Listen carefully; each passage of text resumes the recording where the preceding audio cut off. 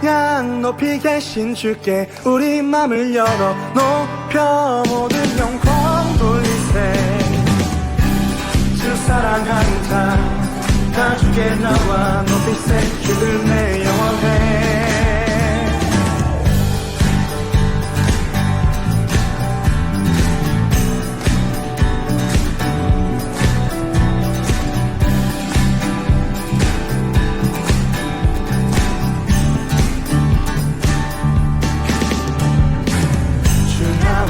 하시니 부족함 없네. 그가 나를 이끄시니 주 따르네.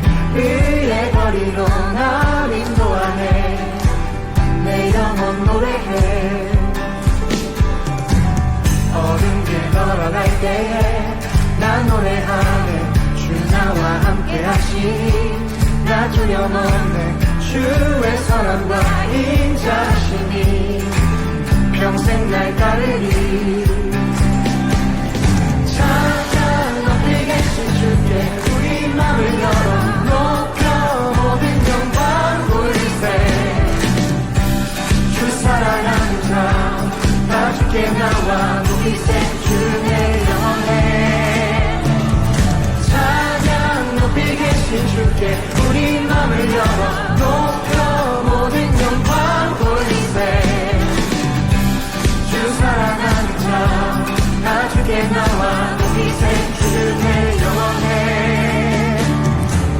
주 나와 함께 하시니 부족함 없네.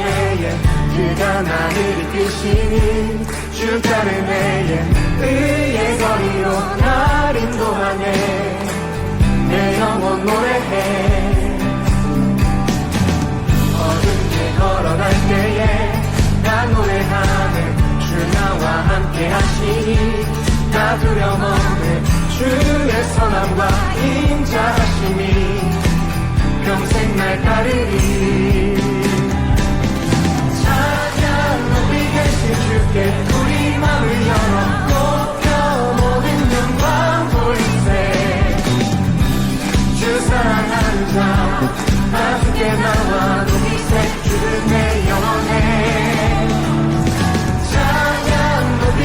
주께 우리 맘을 열어 높여 모든 영광 돌리세.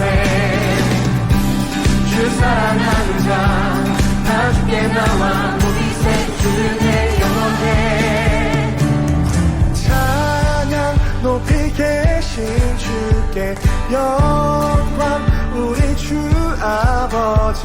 주의 나라 주의 영광 영원 영원히. 찬양 높이 계신 주께 영광 우리 주 아버지. 주의 나라 주의 영광 영원 영원히. 찬양 높이 계신 주께 영광 우리 주 아버지. 캄보디아 끄롱 종족과 브라우 종족 사역 영상입니다. 우리 전대식 황영미 선교사님이 사역하고 있는 사역 영상인데, 오늘 보셨지만 예배를 드리는 모습, 또 성경 공부를 하는 모습, 그리고 세례식을 행하는 모습들, 또 지난번 연말에 우리 교회 함께했던 선물 봉투를 만들어서 산속에 있는 가정에 천가정 방문을 해서 나누는 그러한 모습들, 또 그리고 마지막 캐슈넛 공장까지 우리가 영상을 통해서 볼 수가 있었습니다. 캄보디아 선교를 위해서 계속적으로 여러분들 기도해 주시기를 부탁을 드립니다. 설 연휴가 시작되었습니다. 내일 모레가 설날인데 고향에 가느라고 이미 출발하신 분들이 계실 것입니다. 한국의 명절은 온 가족이 함께 모이는 행복한 절기입니다. 서로 만나 안부를 묻고 그리고 준비된 음식으로 배부르게 먹을 때입니다. 그러나 이 모든 것들 뒤에는 바로 아내들과 여성들의 엄청난 희생이 담겨져 있습니다. 그래서 명절 때가 되면 여성들이 엄청난 스트레스를 받곤 합니다. 게다가 시댁이 기독교 집안이 아니라면 종교적인 갈등까지도 이겨내야 되는 것입니다. 명절 때 가족들이 모이면 조심해야 될 부분이 있습니다.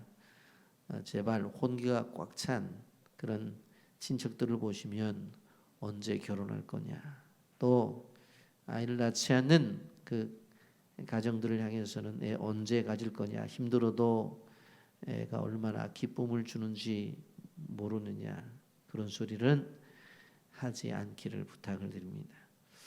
취업을 하지 못해서 속상해하는 청년들에게 어느 직장을 다니냐 하는 것도 실례고, 학생들에게는 공부를 열심히 하고 있지 어느 대학을 생각하느냐고 묻는 곤란한 질문도 하지 마시기 바랍니다.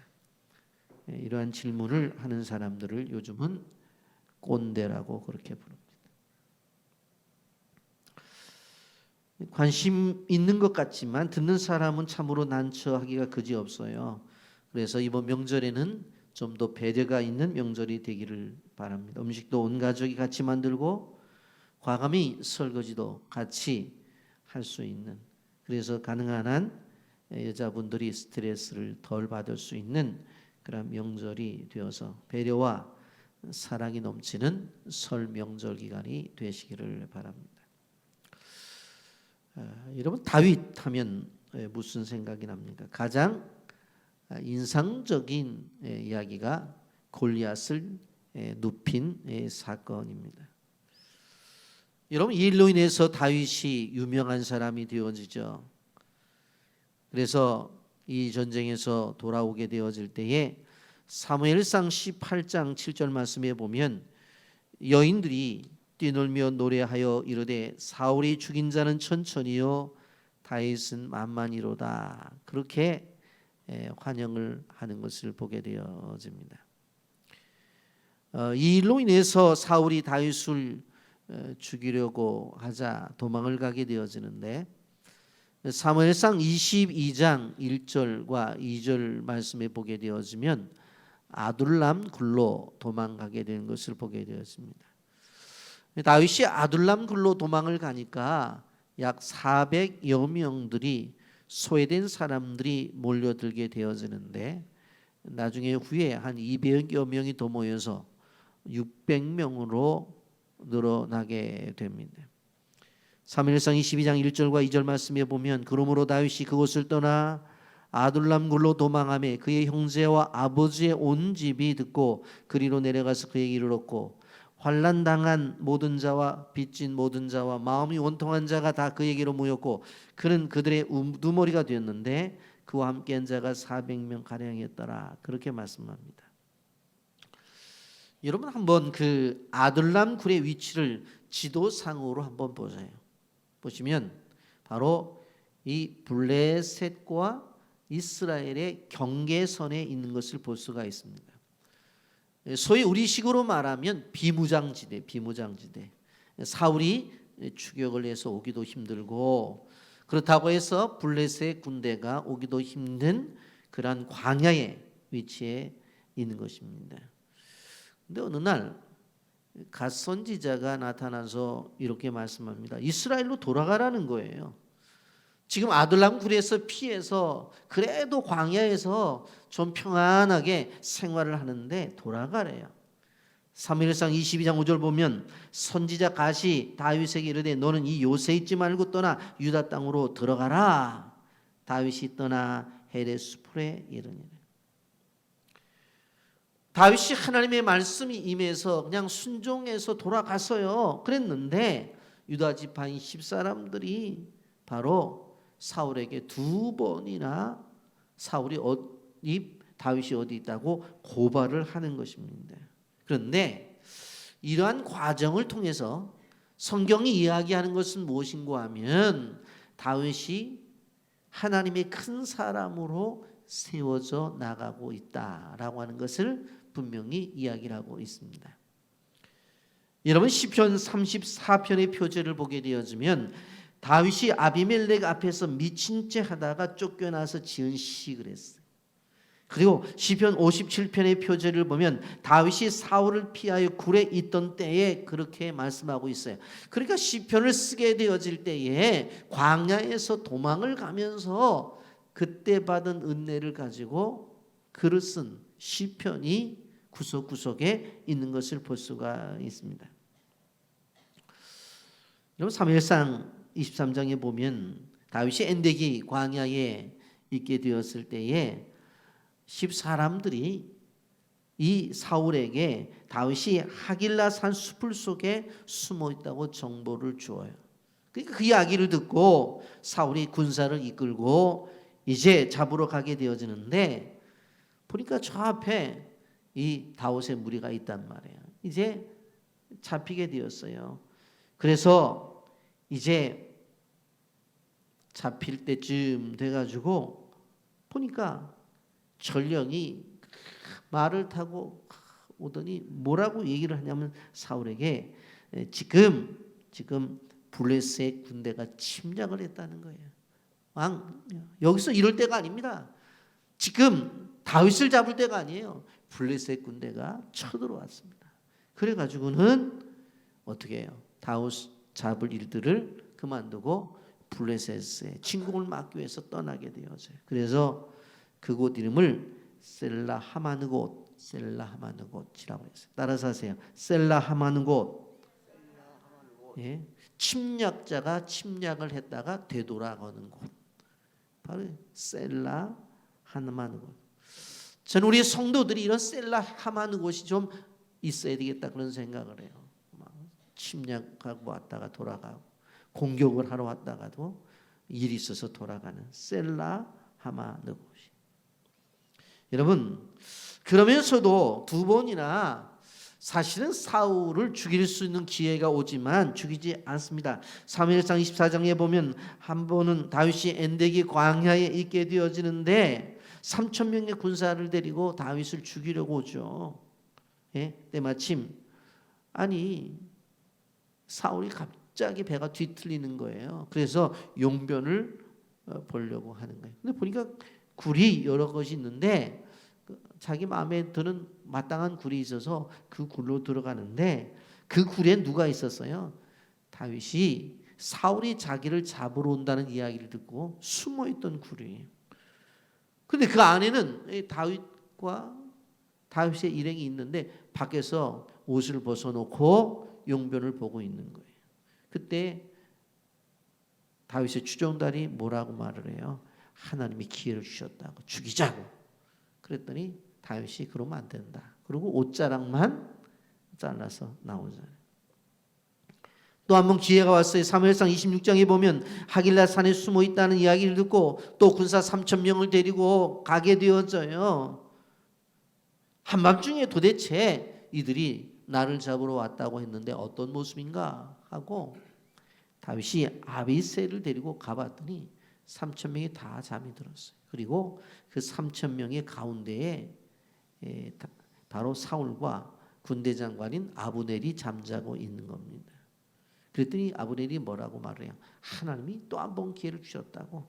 다윗 보고 가만히 있으라고. 내가 한 칼로 죽이겠다. 그랬더니 뭐라고 말해? 다윗이 아니다. 하나님의 기름 부음 받은 자를 치면 그것이 죄다. 그러면서 가만히 들어가서 사울의 창과 물병만 가지고 나오는 거예요.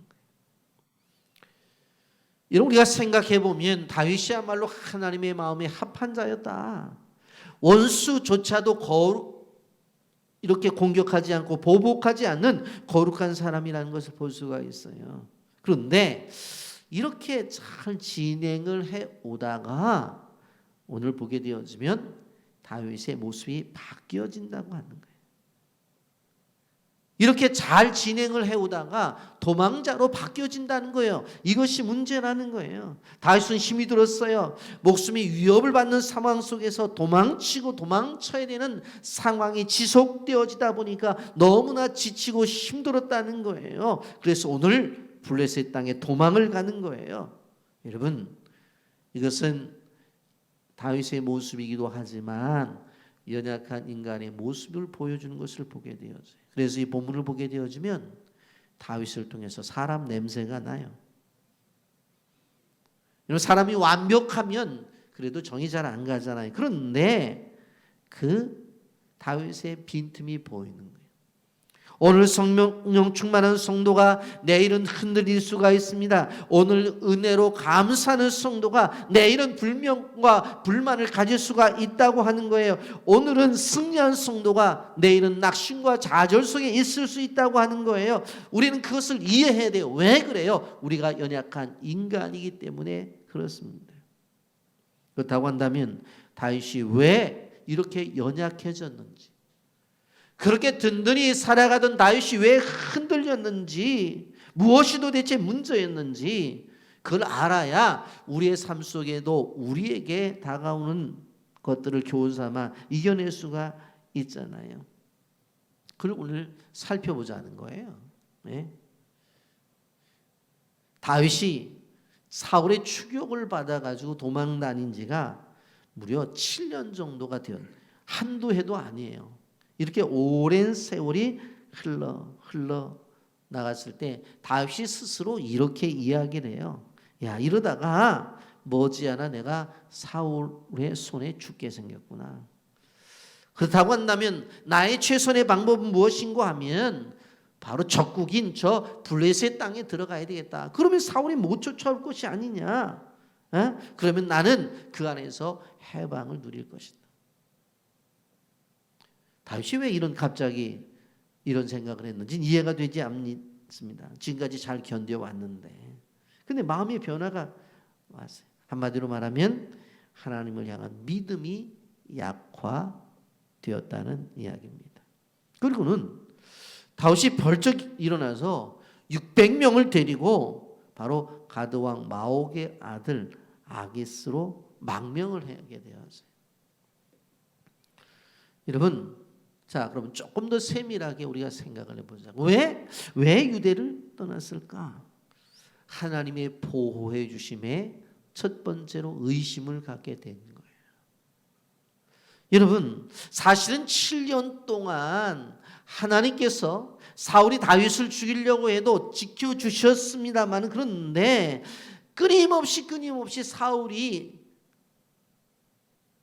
살기가 등등해가지고 집요하게 다윗을 죽이려고 하다 보니까, 아니 하나님이 나를 보호해 주신다면 이미 끝났어야지, 아직까지도 나를 공격해? 야, 이거 하나님의 나를 향한 보호하심이 맞는 거야? 하면서 의구심을 갖는 거예요. 그래서 블레셋 땅으로 도망가는 거예요. 여러분, 성도들은 불확실한 미래를 생각할 때에 흔들릴 수가 있습니다. 그렇게 되면 잘못된 선택을 할 수가 있어요. 성도는 믿어야 돼요. 하나님의 절대적인 보호하심을 믿고 나가야 돼요. 이사야 41장 10절에 뭐라고 말했어요? 두려워하지 말라, 내가 너와 함께함이라. 놀라지 말라, 나는 내 하나님이 됨이라. 내가 너를 굳세게 하리라. 참으로 너를 도와주리라. 참으로 나의 오른손으로 너를 붙들리라. 이거 하나님의 약속. 절대로 두려워할 필요가 없다는 거예요. 내가 너와 함께 한다는 거예요. 그러니 걱정하지 말라는 거예요. 이 말씀을 믿음으로 굳게 잡고 나가면 되는데 그렇지 않아요. 다윗의 망명은 하나님의 절대적인 보호에 대해서 어느 한순간 흔들린 결과였어요. 그래서 실질적으로 나중에 큰 어려움을 겪는 것을 볼 수가 있습니다. 항상 우리는 그런 생각을 해야 돼요. 하나님께서 나를 보호해 주실 거야. 끝까지 보호해 주실 거야. 이런 믿음을 갖기를 예수님의 이름으로 축복합니다. 두 번째로 무엇에 대한 의심이 생기느냐? 하나님이 공급해 주심에 대한 의심이 생겼어요. 자기가 돌아봐야 될 사람이 몇 명이에요? 지금 600명인데 사실은 아내가 있지요. 그리고 자식들도 있죠. 그러니까 좋게 2,000명은 넘었을 거예요.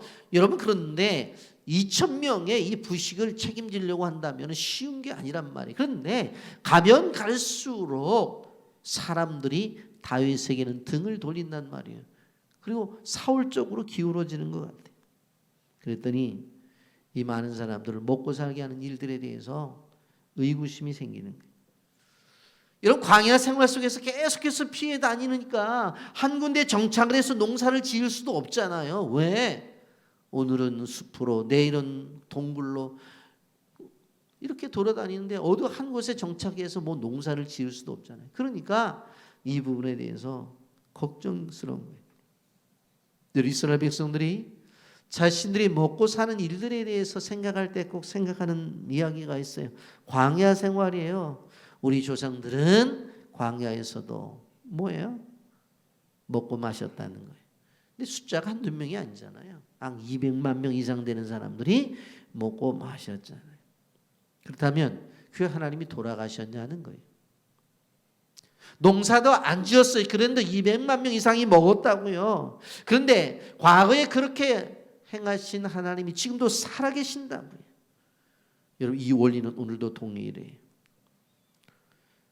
우리는 미래를 걱정하는 사람들이 많아요. 하나님이 돌아가신 것처럼, 하나님이 지금 안 계신 것처럼, 내가 대축책을 간구하지 않으면 꼭 굶어 죽을 것 같처럼 걱정을 합니다. 그러나 우리가 기억해야 되는 것입니다. 양식을 공급하는 일들에 있어서 하나님의 손길을 우리는 믿어야 된다는 거예요. 여러분 오늘만의 양식을 해결해 주는 것이 아니라 미래의 양식까지도 다 해결해 주세요. 시편 78편 24절 그들에게 만나를 비같이 내려 먹이시며 하늘 양식을 그들에게 주셨나니 그렇게 말씀하고 있습니다. 하늘에 우리의 양식이 있습니다. 아멘입니까? 따라서 하세요. 하늘에 우리의 양식이 있습니다. 우리의 양식은 어디 있어요? 저 하늘에 있단 말이에요. 끊임없이 만나가 내린 것처럼. 그래서 인간의 방법이 아니라 하나님의 방법으로 해결을 하는 것이에요. 우리 앞에 홍해와 같은 큰 문제가 있다 할지라도 하나님이 개입하시면 그 홍해가 갈라지는 거예요. 하나님이 공급하시면 되는 거예요. 그런데 다윗은 그것에 대한 믿음이 흔들렸어요. 하나님 나 혼자 굶으라면 굶겠습니다. 근데 보십시오. 우리 일행 가운데 저 어린아이부터 노인들까지 다 있는데 저들이 굶는 것은 내가 견딜 수가 없습니다. 하나님의 공급하심 그것에 대한 믿음이 점점 사라지는 거예요.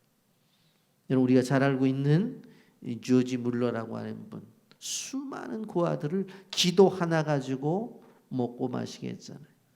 그 체험이 간증되어질 때에 허스턴 테일러 같은 수많은 선교사들이 그 이야기를 듣고 좋다 우리도 할 수 있다 하고는 아무것도 가지지 않고 오지로 떠난 거예요. 그래서 많은 선교사들이 이 조지 뮬러의 일대기를 꼭 읽어보는 거예요. 여러분 하나님이 분명코 예수님을 통해서 약속하셨습니다. 마태복음 6장 26절부터 27절 30절부터 33절의 긴 말씀을 보면 공중에 새를 보라 심지도 않고 거두지도 않고 창고에 모아들이지도 아니하되 너희 하늘 아버지께서 기르시나니 너희는 이것들보다 귀하지 아니하냐. 너희 중에 누가 염려함으로 그 키를 한 자나 더할 수 있느냐. 오늘 있다가 내일 아궁이에 던지는 들풀도 하나님이 이렇게 입히시거든 하물며 너희일까 보냐. 믿음이 작은 자들아.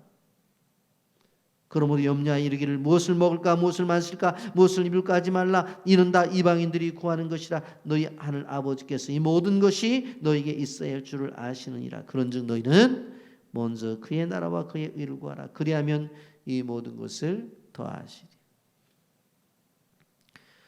하나님은 우리의 필요를 채워주시되 넉넉하게 주시는 그러한 능력이 있어요. 금도 주실 수 있고 은도 주실 수 있어요. 산과 바다도 주님의 명령을 따르는 것을 볼 수가 있습니다. 여러분 우리는 풍족하게 해주시는 하나님의 손길을 믿고 나가야 된다고 하는 것입니다. 그런 믿음 있는 사람이 그의 나라와 그의 의를 구하는 것입니다. 세 번째로 무엇에 대한 의심이 있었느냐. 하나님의 인도하심에 대한 의심이 생기는 거예요. 아니 오늘은 숲을 속으로 내일은 굴로 그리고 그 다음에는 광야로 끊임없이 다니다 보니까 숨을 곳이 없는 것까지 생각이 되어지는 거예요. 그래서 자기는 가장 안전한 곳이 블레셋의 땅이라고 생각을 하는 거예요. 여러분 다윗이 기도를 했겠죠. 그러나 더욱더 깊게 기도하면서 하나님 나를 숨겨달라고 하는 하나님의 인도를 구했다고 한다면 바로 하나님께서 다윗에게 은밀한 것을 보여주셨을 거예요. 그리고 사울이 공격하지 못하는 제3의 장소도 허락해 주셨을 거예요. 그런데 그렇지 않아요. 그리고 자기 결정에서 떠나버리고 말아요. 우리가 참 주의해야 될 것은 내가 기도를 하면서 내 생각을 버릴 때가 없어요. 내가 간구하면서도 내 판단을 포기하지 않아요. 같이. 그러니까 문제가 생기는 거예요. 성경은 우리에게 알려줍니다. 바로 선택에 있어서 하나님의 뜻을 따라가라. 잠언서 3장 5절 6절에 이렇게 말합니다. 너는 마음을 다하여 여호와를 신뢰하고 내 명철을 의지하지 말라. 너는 범사에 그를 인정하라. 그리하면 내가 내 길을 지도하시리라. 여러분 시편 37편 5절 말씀에 보면 내 길을 여호와께 맡기라. 그를 의지하면 그가 이루시고 그랬어요. 맡겨야 되는데 맡기지 않고 다윗은 도망자가 되어져 버립니다. 그래서 이제 도망을 가는 거예요. 그래서 우리는 이 피난길에 오른 다윗을 보게 됩니다. 그런데 이 피난길에 오른 다윗에 대해서 제가 세 가지의 중요한 이야기를 하게 되어질 텐데 이거는 잘못 듣게 되면 어이구 이거 피난 가서 좋은 일 많았네 그렇게 생각할 수가 있어요. 어떻게 보면 피난길에 오른 다윗이라고 제가 소제목을 잡았습니다마는 더 정확하게 표현한다면 잘못된 선택 속에 일하시는 하나님이 분명 곧 잘못된 선택이에요. 그런데 그것을 내버려 두지 아니하고 하나님은 그 속에서도 사익을 하셔요. 그러면 이렇게 생각할 수가 있어요. 아니 그럼 잘못해도 되네. 하나님이 알아서 또 다 하시네. 그런 생각을 가질 수 있는데 그건 아니란 말이에요. 잘못된 선택을 하지 않고 피난을 가지 않고 다윗이 그대로 유대 땅에 있었다면 더 엄청난 축복을 받을 수 있었을 거예요. 그것을 배경으로 하고 여러분들이 말씀을 들어야 돼요.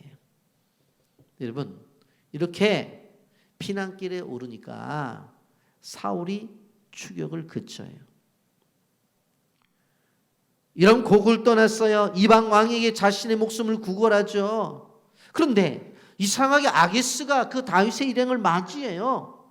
예? 이유가 뭔 줄 아세요? 다윗이 가지고 있는 지금 600명의 군사력을 자기가 전쟁에 일어나면 이용하고 싶었던 거예요. 그게 나중에 보게 되어지면 바로 28장에 분명히 나오는 것을 볼 수가 있어요. 그래서 아기스가 가드 땅에다 600명 있는 것을 허락을 하게 되어지는데 실질적으로 자기의 부인 미갈은 빼앗겼죠. 그리고 아히노암과 아비가일을 데리고 그리고 병사들이 800명 되어지니까 어떻게 되어져요? 실질적으로 많은 사람들이 함께 했던 것을 볼 수가 있습니다. 그리고 또 한 가지 새로운 영토를 확보하게 되어져요. 아기스 왕이 이제 가드 땅에 살라고 그렇게 말을 했어요. 그래서 600명과 그의 가족들을 데리고 이제 살아가게 되어지는데 문제가 터져요. 신하들이 끊임없이 감시를 하는 거예요. 당연하겠죠. 어떻게 유대에 예전에 골리앗을 죽였던 사람이 와 있는데 감시 안 하겠어요? 그랬더니 다윗이 불안해서 아기스에게 전해요. 왕이 나를 좋게 보신다고 한다면 저 먼 지방 성읍 가운데 하나를 주셔서 그것에 정착을 할 수 있게 해달라고. 내가 이 도시에 살다 보니까 주변의 사람들이 자꾸 안 좋은 눈빛을 보고 있다고. 그래서 아기스는 지방 성읍 가운데서 시글락이라고 하는 성읍을 줘요. 그런데 이 시글락을 지도를 보게 되어지면 이스라엘과 블레셋의 국경에 있는 변방 지역이에요. 그런데 그곳에 가서 생활해요. 그런데 이것도 재미난 거예요. 뭔가 하면 여러분 여호수아서에 보면 이제 12지파에게 지역을 분배하게 되어질 때 처음에 유다에게 이 시글락 지역을 점령해서 너희들이 살라고 그랬어요. 그런데 유다가 점령을 못해요. 근데 그러니까 나중에 시므온 지파에게 너희들이라도 들어가서 점령해야 된다. 그런데 그들도 점령을 못해요. 근데 보세요. 지금 다윗이 블레셋에 피난을 와서 생활하는 가운데 자연스럽게 누가 이 아기스가 시글락을 허락하는 것을 볼 수가 있어요. 그래서 이 시글락에서 생활을 하는 것을 보게 되어져요. 그리고 주변 나라들을 바로 점령해 나가는 것을 보게 되어집니다. 블레셋에 16개월 동안 있게 되어지는데 다윗은 부하들을 데리고 가만히 있지 않고 어디를 내려가야 남방에 위치한 그 이방 족속들을 침공을 해요. 그리고 아말렉도. 왜 그래요? 먹을 게 있어야 되잖아요. 그러니까 600명 데리고 가서 양, 소, 나귀 뭐 이런 것들을 다 농사지은 것들 약탈해 다 가지고 오는 거예요. 사실은 오랫동안 이스라엘 민족에 그 고통을 주던 사람들이었어요. 여러분 그 사람들을 데려가요. 그리고 아말렉 족속은 에서의 후손 중에 하나인데 하나님께서 심판하라고 그랬죠. 그래 얼마나 좋아. 하나님이 심판하라고 그랬어. 그리고 가서 죽이고 있는 거 다 빼앗아 오는 거예요. 그런데 이스라엘은 침공하지 않았어요. 아기스에게 뭘 어디 갔다 오냐 그러면 저 이스라엘 나라 침공해서 물건 뺏어 온다고 그렇게 말을 해놓고는 실제로 이스라엘 침공은 하질 않았어요. 여러분 그리스도인들은 다윗처럼 나라를 사랑하는 마음이 있어야 돼요. 나라를 위해서 기도를 해줘야 돼요. 많은 기도가 필요해요. 요즘 세계 정세를 보세요. 러시아가 끊임없이 우크라이나를 침공한다고 해서 전 세계가 그냥 시끄럽잖아요. 또 가까이 중국은 대만을 위협하면서 침공하겠다고 난리지. 미국과 중국 사이에서 줄타리 외교를 하는 우리나라는 얼마나 난처한 상황인지 몰라요. 중국에 수출도 하고 수입도 해야 우리가 도움을 얻을 수 있기에 외면할 수도 없는데 그래서 정치 지도자들이 지혜롭게 행동하지 않으면 어느 한순간에 나라가 큰 힘이 들고 경제적인 어려움을 겪을 수가 있어요. 여러분 그런데 우리가 생각해 보면 피난길에 오르다 보니까 사울의 추격이 그쳐지고 또 시글락이라고 하는 새로운 영토가 예전에 점령하지 못한 땅이 그대로 오게 되어지고 주변 나라들을 다 정리하니까 야, 참 좋다. 제가 미리 말씀드렸죠. 잘못된 선택 속에서 하나님의 일하심이에요. 그러면서 위기가 찾아와요. 그것이 무엇입니까? 여러분 바로 6절에 보세요. 여기 보면 실질적으로 처소를 마련해 주었는데 이제 어느 날 이스라엘을 공격하기 위해서 이 아기스 왕이 다윗을 부르더니 야, 너 내가 이곳에 와서 생활하게 만들고 저렇게 시글락 땅까지도 내가 주었잖아. 그러니까 나랑 전쟁에 참여하자. 6절 말씀 아기스가 그날의 시글락을 그에게 주었으므로 시글락이 오늘까지 유다 왕에게 속하니라. 이렇게 땅도 줬잖아. 그러니까 전쟁에 나가자. 사무엘상 28장 1절에 보면 그때 블레셋 사람들이 이스라엘과 싸우려고 군대를 모집한지라 아기스가 다윗에게 이르되 너는 밝히 알라 너와 내 사람들이 나와 함께 나가서 군대에 참여할 것이니라. 여러분 이스라엘 민족을 침공하러 아기스가 갈 때에 다윗에게 같이 가자고 이야기하는 거예요. 이제는 자칫하면 다윗은 조국 이스라엘을 공격해야 되는 그런 처지에 몰리게 되었어요. 왜 이런 결과가 있었을까요? 하나님의 보호하심을 믿고 유대 땅에 있었어야 되는데 그러지 않고 블레셋 땅으로 그가 도망왔기 때문에 그런 거예요. 믿음을 잃어버리고 세상의 방법을 취했기 때문에 이제 이후에 사무엘상 29장에 가서 블레셋 방백들이 다윗의 전쟁 참여에 대한 거부를 했기 때문에 이제 그 전쟁에 참여를 하지 않는 것을 우리가 알게 됩니다마는 만약에 그렇지 않았더라면 다윗이 바로 자기 동족을 침공하러 가는데 같이 갔어야만 되는 위기가 오는 거예요. 그렇기 때문에 우리가 알 수 있는 것이 뭐냐면 잘못된 선택 속에 하나님이 일은 하시지만 잘못된 선택은 선택이라는 거예요. 그리고 오히려 가지 않고 유다 땅에 있었더라면 훨씬 더 하나님의 축복을 받을 수가 있었다는 것을 볼 수가 있습니다. 이 말씀을 정리합니다. 시련을 견디다 못해서 블레셋 땅으로 도망을 갑니다.